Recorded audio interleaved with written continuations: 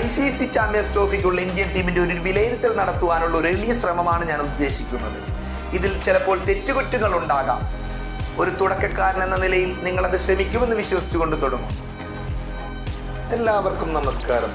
ഇന്ത്യയുടെ ICC champions ട്രോഫിയുടെ സാധ്യതാ സ്ക്വാഡിനെ പറ്റി നമുക്കൊന്ന് അനലൈസ് ചെയ്തുവാലോ. ഏറെക്കുറെ നിങ്ങൾ പ്രതീക്ഷിച്ച പേരുകൾ തന്നെ ആയിരിക്കുവാനും സാധ്യതയുണ്ട്. പക്ഷേ ഇപ്പോഴും ചില പേരുകൾ ആ ലിസ്റ്റിൽ തീർച്ചയായും മിസ്സിംഗ് തന്നെയാണ്. ചിലർ എത്രമാത്രം പെർഫോമൻസ് നടത്തിയാലും ടീമിൽ സ്ഥാനം കിട്ടുന്നില്ല. അത് എന്നെപ്പോലെ തന്നെ നിങ്ങളും ചിന്തിച്ചിട്ടുണ്ടാകും എന്നാണ് ഞാൻ വിശ്വസിക്കുന്നത്. ആദ്യമായി എല്ലാവരും സാധ്യതാ സ്ക്വാഡിന്റെ തുടക്കം തന്നെ പറയുന്നത് ക്യാപ്റ്റൻ രോഹിത് ശർമ്മയുടെ പേര് കൊണ്ട് തന്നെയാണ്. ടെസ്റ്റിൽ അദ്ദേഹം കുറച്ചു നാളുകളായി മോശം പ്രകടനമാണ് പുറത്തെടുക്കുന്നതെങ്കിലും ലിമിറ്റഡ് ഓവർ ക്രിക്കറ്റിൽ അസാധാരണമായ റെക്കോർഡുകളാണ് അദ്ദേഹത്തിനുള്ളത്.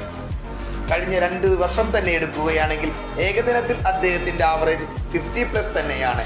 2023 അദ്ദേഹം ഇന്ത്യയെ ഏകദിന വേൾഡ് കപ്പിന്റെ ഫൈനൽ വരെ എത്തിച്ച ക്യാപ്റ്റനുമാണ്. ഈ കഴിഞ്ഞ വർഷം 2020 വേൾഡ് കപ്പ് നേടിത്തന്ന ക്യാപ്റ്റനുമാണ്. അതുകൊണ്ട് തന്നെ ഒന്നാമത്തെ പേര് രോഹിത് ശർമ്മ തന്നെ ആയിരിക്കും. ക്യാപ്റ്റൻ രോഹിത് ശർമ്മ കഴിഞ്ഞാൽ ടീമിലെ അടുത്ത സ്ഥാനം തീർച്ചയായും വിരാട് കോഹ്ലി തന്നെയായിരിക്കും. കാരണം 2023 അത്ര മികച്ച വർഷമായിരുന്നു വിരാട് കോഹ്ലിയുടെ. ഏകദിനങ്ങളിൽ 70 മുകളിൽ ശരാശരിയായിരുന്നു. പഴയ കിങ് കോഹ്ലി റിട്ടേൺസ് എന്ന് പലരും പറയുക തന്നെയുണ്ടായി. പക്ഷേ 2024 അദ്ദേഹത്തിന് അത് തുടരാൻ കഴിഞ്ഞിരുന്നില്ല. ഇന്ത്യ കേവലം 3 ഏകദിന മത്സരങ്ങൾ മാത്രമേ 2024 കളിച്ചിട്ടുള്ളൂ. സോ അദ്ദേഹം തീർച്ചയായും ടീമിൽ ഉണ്ടാകും എന്നാണ് എനിക്ക് തോന്നുന്നത്. കോഹ്ലിക്ക് പിന്നാലെ ശുഭ്മാൻ ഗില്ലും ടീമിലുണ്ടാകും. ടെസ്റ്റ് ക്രിക്കറ്റിൽ അദ്ദേഹം അടുത്തിടെ വൻ പരാജയം തന്നെയായിരുന്നു. പക്ഷേ ഏകദിനത്തിൽ ശുഭ്മാൻ ഗില്ലിന്റെ പെർഫോമൻസ് കിടിലം തന്നെയായിരുന്നു. 2022 പൂർത്തിയാക്കിയത് 66 റൺസിന് മുകളിലുള്ള ആവറേജ്. 2023 അദ്ദേഹം ഏകദിനം പൂർത്തിയാക്കിയത് 70+ ആവറേജിലായിരുന്നു. 2024 പക്ഷേ അദ്ദേഹം അധികം ഫോം ആയില്ല. കാരണം അധികം ഏകദിനങ്ങൾ കളിക്കാൻ ചാൻസ് അദ്ദേഹത്തിനും കിട്ടിയില്ല. സോ ശുഭ്മാൻ ഗില്ലും 3ാം താരമായി ഫിക്സഡ് ആവാനാണ് സാധ്യത. 4ാമത്തെ പിക്കിലേക്ക് വരുമ്പോൾ എനിക്ക് വലിയൊരു കൺഫ്യൂഷനാണ് സൃഷ്ടിക്കുന്നത്. എനിക്ക് മാത്രമല്ല, അത് പിന്നീട് BCCIക്ക് തന്നെ വലിയൊരു തലവേദന സൃഷ്ടിക്കാൻ കാരണമാകും എന്നാണ് എനിക്ക് തോന്നുന്നത്.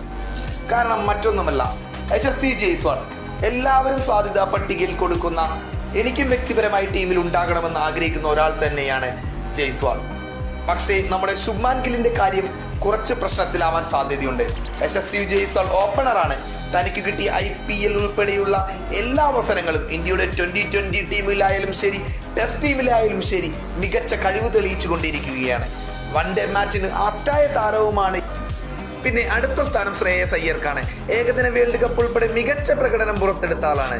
ഇക്കഴിഞ്ഞ ആഭ്യന്തര ടൂർണമെന്റുകളിൽ എല്ലാം മികച്ച ബാറ്റിംഗ് പുറത്തെടുത്ത അദ്ദേഹം ഗുഡ് ചോയ്സ് ആണ് എന്ന് തന്നെയാണ് എൻ്റെ അഭിപ്രായം. അടുത്ത പേരുകാരൻ KL രാഹുൽ ആകുവാനാണ് സാധ്യത. പക്ഷെ അവിടെയാണ് ഒരു കുഴപ്പം. KL രാഹുൽ അല്ലെങ്കിൽ ഋഷഭ് പന്ത്, ഏതെങ്കിലും ഒരാളെ പ്ലേയിങ് 11 കളിപ്പിക്കാൻ സാധിക്കും. മിക്കവാറും 2 പേരും ടീമിൽ സാധ്യതാ ലിസ്റ്റിലുണ്ട്. പക്ഷേ പ്ലേയിങ് 11 KL രാഹുൽ ആണ് ഗുഡ് ചോയ്സ്.